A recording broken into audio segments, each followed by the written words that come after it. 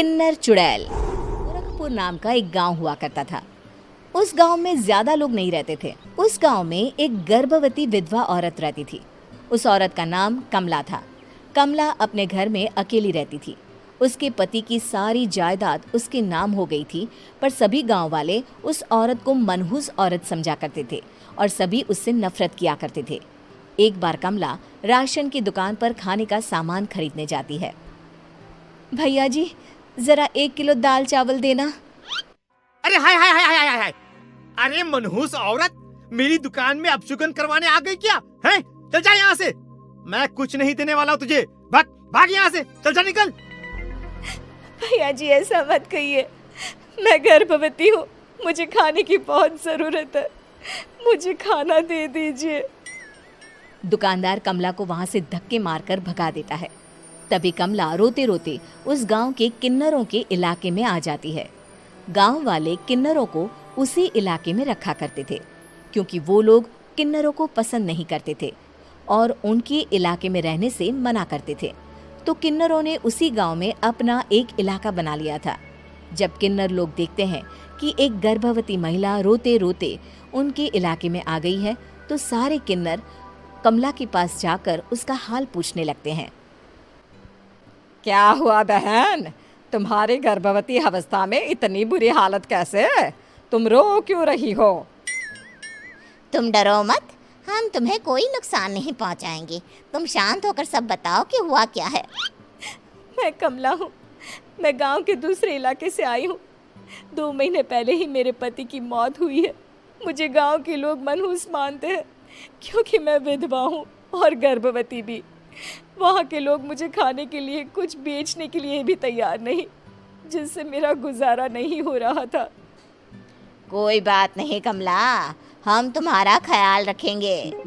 किन्नर लोग कमला को एक खाली घर में रहने के लिए जगह दे देते हैं और उसकी देखभाल भी करते हैं। कुछ ही महीने बाद कमला अपने बच्चे को जन्म देती है, पर अफसोस, कमला बच्चे को जन्म देते ही अपनी जान गंवा देती है। जब सब किन्नर बच्चे को देखते हैं तो बहुत खुश हो जाते हैं, क्योंकि वो बच्चा भी किन्नर ही था। कमला ने एक किन्नर बच्चे को जन्म दिया था। अब इस बच्चे की देखभाल कौन करेगा? हम तो इस बच्चे को गांव के दूसरे इलाके में भी नहीं भेज सकते। और तो क्या हुआ, इस बच्चे की माँ नहीं रही तो हम इसे पालेंगे। अब ये हमारे इलाके में रहेगा, हमारे साथ रहेगा। फिर वो किन्नर उस किन्नर बच्चे को गोद ले लेते हैं, उसका नामकरण कराते हैं। उस किन्नर बच्चे का नाम शक्ति रखा जाता है। देखते ही देखते शक्ति बड़ी होने लगती है। उसके रंग रूप बहुत सुंदर थे। वो बहुत सुंदर किन्नर दिखती है। एक दिन शक्ति एक किन्नर से पूछती है, माँ जी सुनिए ना, ये गांव के दूसरे इलाके में भी तो लोग रहते हैं, तो हम वहाँ क्यों नहीं जाते? हम उनसे अलग क्यों रहते हैं? शक्ति, क्योंकि वो लोग हमारे जैसे नहीं, वो लोग हमें पसंद नहीं करते, इसीलिए हम उनसे अलग रहते हैं। क्यों? वो हमें क्यों पसंद नहीं करते?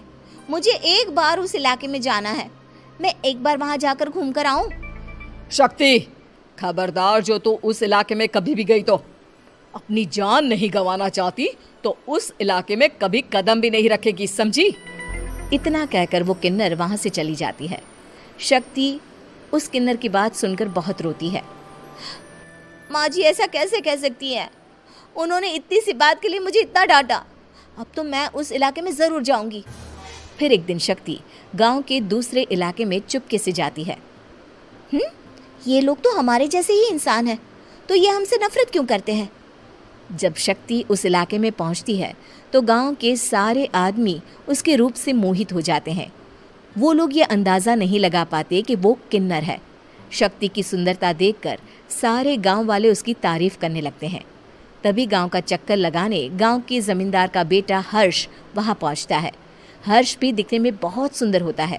जब हर्ष ने शक्ति को देखा तो वो भी उससे मोहित हो गया, और जब शक्ति की नज़र हर्ष पर पड़ी तो वो हर्ष को देखकर मोहित हो गई। आपको पहले कभी इस गांव में देखा नहीं।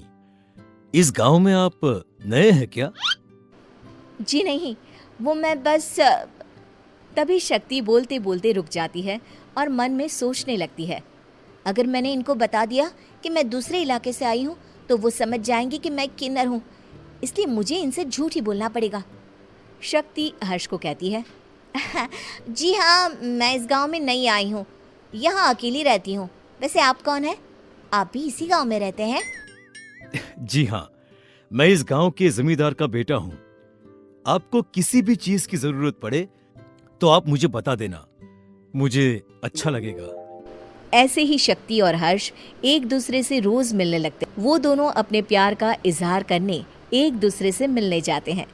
तभी शक्ति का पीछा करते करते एक किन्नर वहां आ जाती है। शक्ति, मैं तुमसे बहुत प्यार करता हूँ। मैं तुमसे शादी करना चाहता हूँ। क्या तुम मुझसे शादी करोगी? हाँ हर्ष, मैं तुमसे शादी करूँगी, पर मैं तुमको अपने बारे में एक सच्चाई बताना चाहती हूँ जो मैंने तुमसे छुपा कर रखी है। तभी उनके बीच में ही वो किन्नर आ जाती है। शक्ति, तेरी हिम्मत कैसे हुई ऐसा करने की? वो किन्नर शक्ति को खींचकर गांव के जमींदार के पास ले जाती है। हर्ष भी वहां शक्ति को बचाने के लिए पहुंच जाता है। जमींदार शक्ति और हर्ष के प्यार के बारे में सुनकर गुस्से में आ जाता है और शक्ति को गांव के बाहर निकालने की सजा देता है। शक्ति ये बात सहन नहीं कर पाती और कुएं में कूदकर अपनी जान दे देती है। जमींदार हर्ष की शादी गांव की एक लड़की से करवा देता है, पर हर्ष इस शादी से खुश नहीं होता। शक्ति अपना बदला लेने के लिए मरने के बाद किन्नर चुड़ैल बन जाती है। अब मैं इन गाँव वालों को नहीं छोड़ूंगी, अब इनसे मैं अपने प्यार का बदला लूंगी। किन्नर चुड़ैल गांव वालों को परेशान करना शुरू कर देती है। एक बार वो रात को गांव के खेतों में पहुंच जाती है और वहां आग लगा देती है। सारी फसल जल के राख हो जाती है। जब एक आदमी रात को उठकर देखता है कि खेत में आग लग गई है तो वो वहां पहुंच जाता है। वो देखता है कि खेतों के बीचों बीच एक किन्नर चुड़ैल खड़ी है और वहां खड़े होकर ताली बजा रही है। गांव वाला किन्नर चुड़ैल को देखकर बेहोश हो जाता है। जब सुबह उस आदमी को होश आता है तो वो सीधा जमींदार के पास जाता है। अरे जमींदार साहब, अरे वो किन्नर चुड़ैल ने मेरी सारी फसल जला दी। अब मैं क्या करूंगा? क्या होगा मेरा? जमींदार चुड़ैल किन्नर का नाम सुनते ही सब कुछ समझ जाता है। अब वो बहुत डर जाता है। उसी रात को जब जमींदार डर के मारे अपने कमरे में सो नहीं पाता, तभी वहां अचानक से किन्नर चुड़ैल आ जाती है। किन्नर चुड़ैल जोर जोर से जमींदार के आगे खड़ी होकर हंसने लगती है और ताली बजाने लगती है। जमींदार उस डरावनी किन्नर चुड़ैल को देखकर बहुत डर जाता है। तूने मेरे साथ बहुत बुरा किया, अब मैं तुझे जान से मार दूंगी। नहीं नहीं नहीं नहीं, नहीं। मुझे माफ कर दो, मुझे मत मारो। मैं कभी ऐसा दोबारा नहीं करूंगा। अब तुम जो बोलोगी वही मैं करूंगा। ठीक है, मैं चाहती हूँ कि किन्नर इलाका गांव के इलाके से जुड़े और गांव का कोई भी आदमी किन्नर समाज से द्वेष ना करे, उससे नफरत ना करे, नहीं तो मैं सारे गांव को मार दूंगी। और तुम गांव में एक नया कानून बनाओ कि अगर किसी ने भी किन्नर समाज को हानि पहुंचाने की कोशिश भी करी या इनसे भेदभाव करने की भी कोशिश करी तो उनको कड़ी से कड़ी सजा मिलेगी।